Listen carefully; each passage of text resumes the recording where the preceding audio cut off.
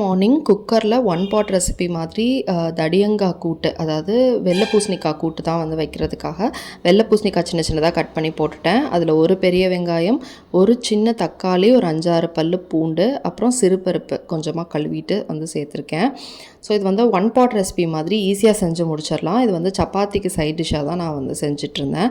இதில் வந்து காரத்துக்கு 2 பச்சை மிளகாய் உடச்சி சேர்த்துருக்கேன். அதுக்கப்புறம் மஞ்சத்தூள், உப்பு, அதை மூழ்கிற அளவுக்கு தண்ணி, அதுக்கப்புறமா சாம்பார் தூள் ஒரு 2 ஸ்பூன் வந்து சேர்த்துருக்கேன். டேஸ்ட் வந்து நல்லாயிருக்கும். இப்போ இது வந்து எல்லாத்தையுமே கலக்கி விட்டுட்டு நம்ம விசில் போட்டு ஒரு 3 விசில் வந்து வச்சு எடுத்துக்கலாம்.